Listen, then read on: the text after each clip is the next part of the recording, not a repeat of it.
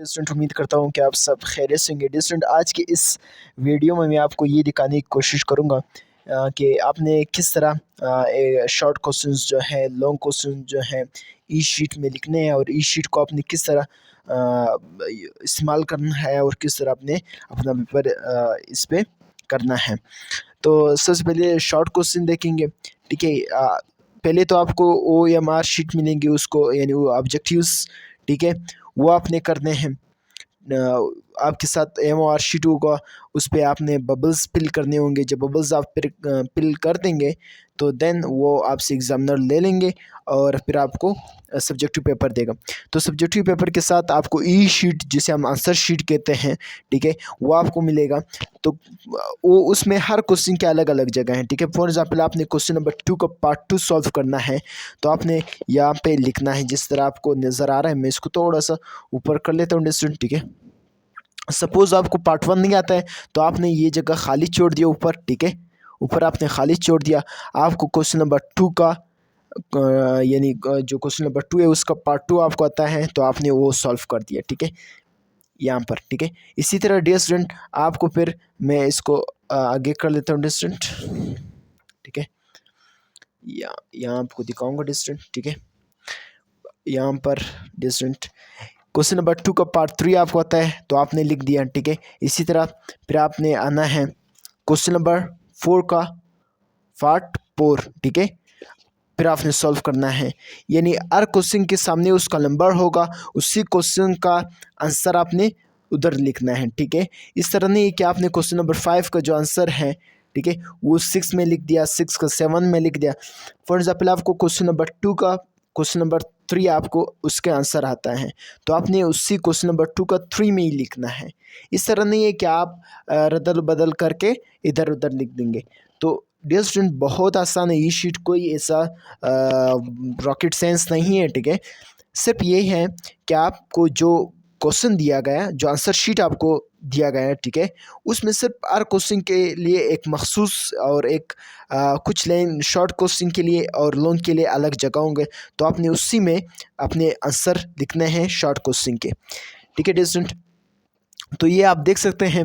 यहाँ पर मैं आपको कुछ और समझाऊँ डियर स्टूडेंट कि शॉर्ट क्वेश्चन में बायोलॉजी की पेपर में आप हमेशा ये कोशिश करें कि आप स्केच यानी डायग्राम जो है उसकी बना दें। अगर आप डायग्राम नहीं बनाएंगे तो फिर आपके मार्क्स रिड्यूस हो सकते हैं और कम हो सकते हैं। अगर आप डायग्राम प्रोवाइड कर देंगे एग्ज़ामिनर को तो आपके ईज़िली अच्छे और बेहतरीन मार्क्स आ सकते हैं। और पेपर को साफ़ सुथरा क्लियर कट लिखा करें। जितना आपके पेपर साफ़ सुथरा होगा इतने एग्ज़ामिनर्स को आप कैच कर देंगे, ठीक है, तो वो आपको ज़्यादा से ज़्यादा नंबर देने की कोशिश करेगा, ठीक है। तो पेपर नीट एंड क्लीन होनी चाहिए, प्रेजेंटेशन अच्छी होनी चाहिए, मार्जिन्स लेंस होनी चाहिए, ठीक है डियर स्टूडेंट। तो आप इस पेपर को और अच्छी खूबसूरत तरीके से लिख सकते हो। मैं थोड़ा सा इसको डियर स्टूडेंट यहाँ पर आगे कर लेता हूँ ताकि आपको ये और भी दिखा सकूँ। इसी तरह क्वेश्चन नंबर 5 ऊपर आपको नज़र आ रहा है, ठीक है डियर स्टूडेंट। और फिर क्वेश्चन नंबर 4, ठीक है, क्वेश्चन नंबर 2 का 6 पार्ट है, सॉरी 6 पार्ट है। आप मैंने आपको या किसी को अगर करना हो तो 2 का 6 में कर देगा। इस तरह नहीं कि क्वेश्चन नंबर 2 का यानी 6 पार्ट का जो आंसर उतार लें, 5th में लिख दे, 3 में लिख दे, यानी जो क्वेश्चन है उसके सामने उसका आंसर लिख दे। अगर आप ये समझ रहे हो कि दरमियान में जगह नहीं छोड़ना चाहिए, भाई ये इस तरह नहीं है। जो क्वेश्चन आपको आता है उसी के सामने उसका आंसर लिख दे, ठीक है। इसी तरह आपको लॉन्ग्स के लिए मैं आगे बताऊंगा डिस्टेंट आपको, अभी इसको मैं आगे कर दूंगा। ये फिर इसी तरह क्वेश्चन नंबर 2 का सेक्शन सी बी है, तो सेक्शन सी के लिए फिर क्वेश्चन नंबर 3 यहाँ पे लिखा जाता है। मैं आपको दिखाऊंगा, ठीक है।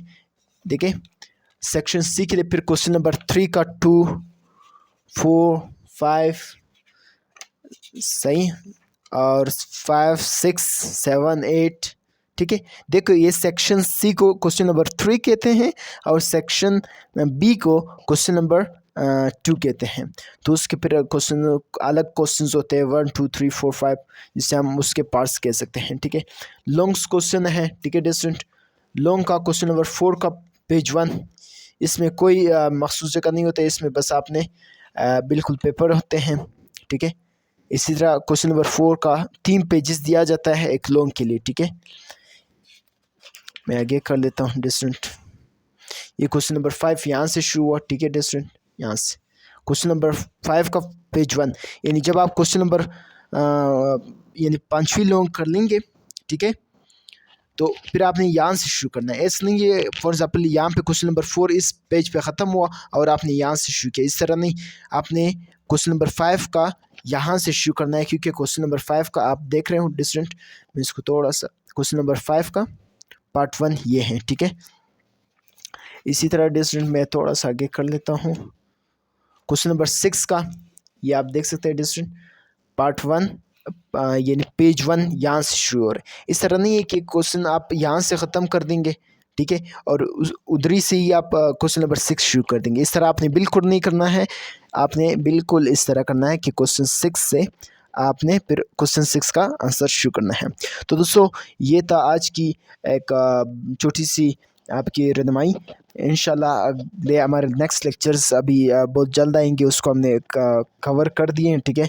और वो मैं कोशिश करूँ कि वो वाइट बोर्ड्स पे लूँ वो लेक्चर्स जिसमें फ़िज़िक्स बायो केमिस्ट्री है।